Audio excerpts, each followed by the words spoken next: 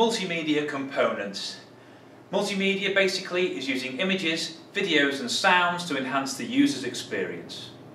When we talk about hardware, we're talking about the guts inside the machine. The stuff that you connect to it, you can take out, you can remove and replace. There are lots of different types of hardware, and the general rule is the better the hardware, the better the experience for the user. The simplest example of this would be something like the Xbox or a PlayStation. They contain the latest hardware, and what you get is an amazing experience when you play on disc. However, sometimes when you connect to the internet, it can end up a little bit jumpy because your internet connection may be slow, or the person you're playing against may have a slow internet connection, and this causes the experience to decrease due to your bandwidth being narrower, and hence your game experience is not coming through as fast as possible. Having the best possible equipment allows fast communication inside the system and therefore a great user experience. The screen is one thing that people may need to think about in their setup as part of their hardware for their multimedia system. Now this one here is projected. Allow me to adjust your view. But we still use the same sorts of things. We have something called a pixel. When we talk about screens, we talk about their resolution, and that's the number of pixels they have. Now, to demonstrate pixels, follow me.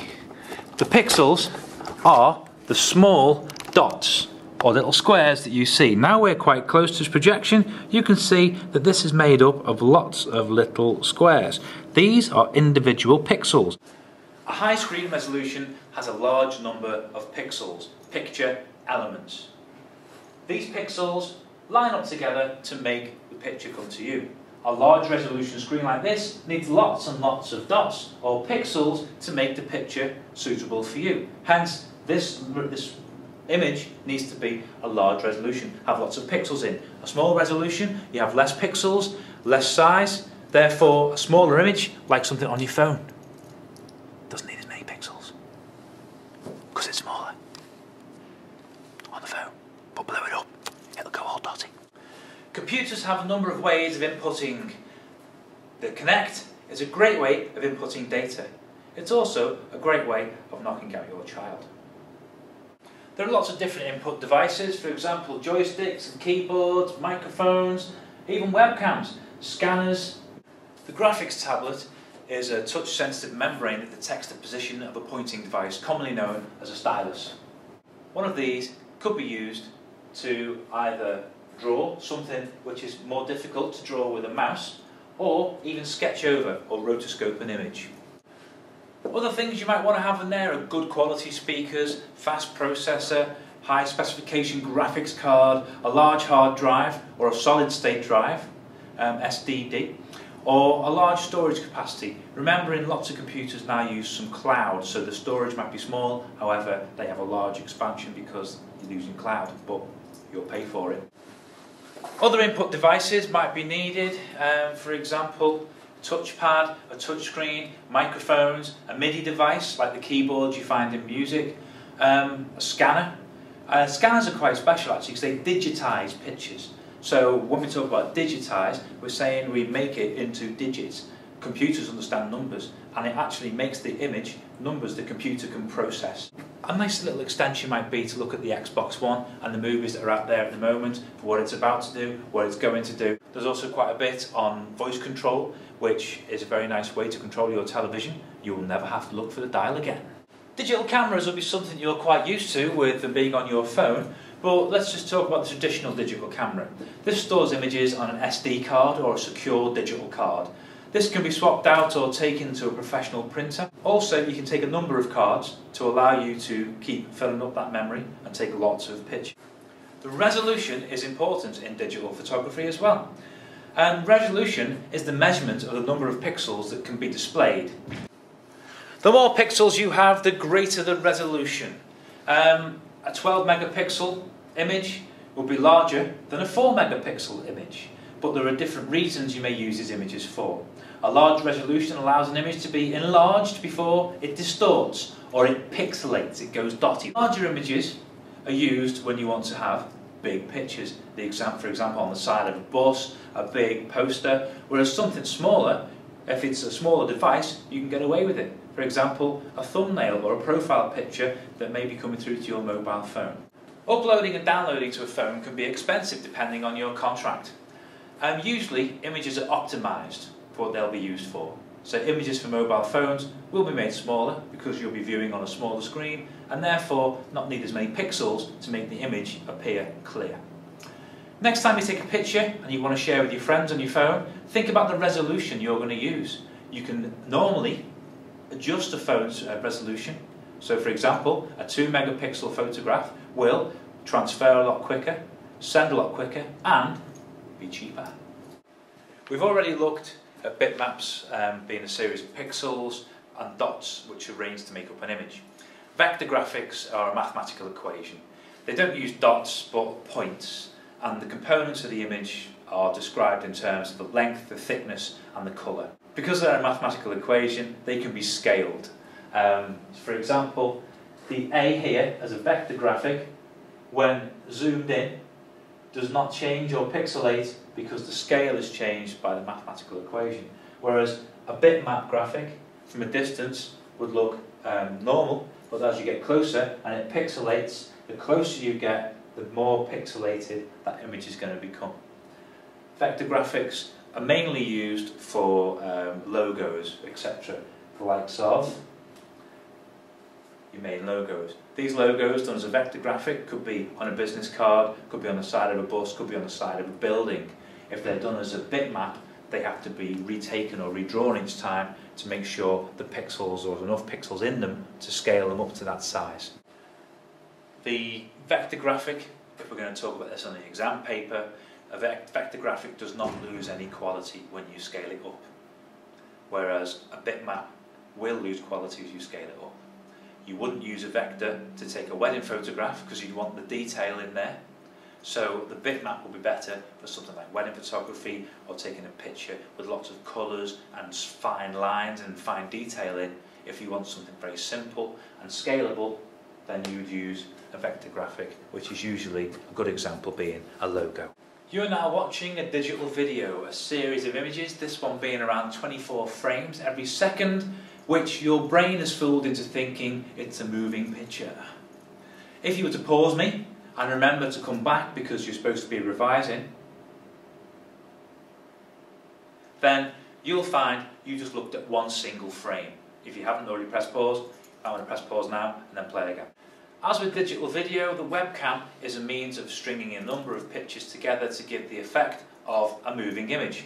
Webcams, resolution is something again which comes into play when you're talking about the webcam broadcast. A high quality resolution will need more bandwidth and therefore a faster internet connection to be able to transmit those images from one point to another. So like when you're on the Xbox, you may get a dodgy image or a stuttery picture. This can happen with some webcam broadcasts.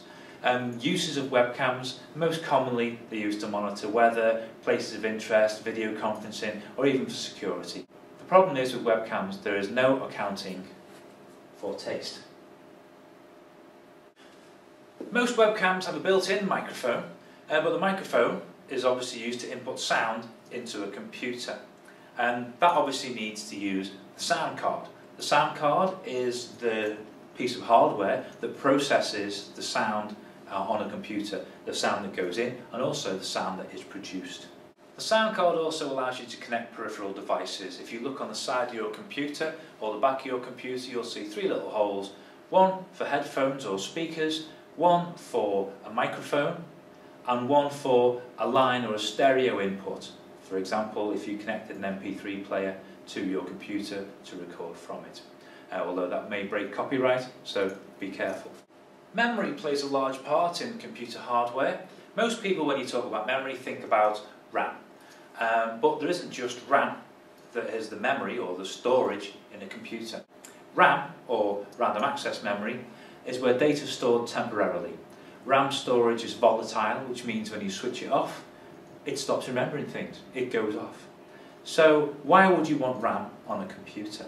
Well, RAM helps things run smoothly. And when I talk about caching a bit later on, you'll see why RAM is needed. ROM, or read-only memory, is one of the more common forms of memory for transferring data. A a CD-ROM, a DVD-ROM. That last film you watched on the DVD, that was a DVD-ROM, a read-only memory source. You can't write back to it, you just read from it. So the disk cache, and we're not talking cache or the readies that go in your pockets. The cache allows, when you read from a disk, it can be quite slow. However, the solid state drives are changing this, but forget about that for this exam. Reading from a disk takes time. The computer has to read, the disk has to rotate and be read from, and then go into the computer. So a program which needs to read from a disk a lot can move quite slowly. So what the RAM does is it caches what's being read from the disk. So rather than go into the disk and having it have to move and look around, you go to a solid state area, which is the RAM, and you take from the RAM a lot quicker than you can take from the disk. Hence your computer will run a lot faster. The RAM caches things that you need to use a lot, and by going back to the cache, the machine is allowed to give the user a faster and more fluid experience. The random access memory is one of the main parts of the computer performing quickly. However, other memory needs to be able to stay, and that's why you have your hard drives, your pen drives, your removable devices, CD-ROMs, DVD-ROMs, and even Blu-ray. The smallest measurement of data is a bit. A bit is represented by a 0 or a 1. It's used to represent on or off, or yes and no, or male and female. It's said to have two states, the 1 and the 0. A byte, however, is 8 bits of data. With 8 bits of data you could represent a character, for example the @ symbol in your email address. The kilobyte is the next biggest measurement of memory. The kilobyte is actually 1024 bytes, although when we think of kilograms and kilometers we're thinking of 1000. 1024 is due to a rule which is applied to memory. Don't worry too much about it, but if you really want to know about it, look at base 2 and how that number process works. You don't need to know too much, or we don't need to know about it for the exam, so don't worry. So the kilobytes, 1024 bytes. This could be, say, a page of text or an email that is text only. 1 kilobyte would be 1024 characters. The megabyte is the next measurement of memory. Megabyte is 1024 kilobytes. So this is the size of, say, an optimized image for your mobile phone. 1 megabyte used to be a large measurement. Now, with digital media growing and growing, a megabyte isn't seen as being as big anymore, which leads us on to the gigabyte. Now, a gigabyte is 1024 megabytes, and that's approximately 1 billion characters or bytes. It seems a lot, but when you think about the standard size of an SD card being around 2 to 8 gig for a digital camera, 1 gigabyte isn't an absolutely massive measurement. Gigabytes, when I was young, my first hard drive being a 4 gigabyte hard drive was like, how on earth could you ever use that much space? A terabyte is 1024 gigabytes, or 1 trillion bytes. That's 1 followed by 12 zeros. The terabyte storage device holds a lot of data. The problem with a terabyte storage device is, if that terabyte storage device breaks, you lose a lot of data. Finally, this brings me to backing up. You don't want to lose your data, so you need to back it up. Just remember, backing up is essential. If a terabyte drive stops working, you lose a terabyte of data, or as much data as on that drive. All memory types except RAM, random access memory, can be used for backing up. Obviously, because RAM is volatile. If you back up onto it, then switch it off, it's gone. So basically, think about when you're backing up what you actually need to store.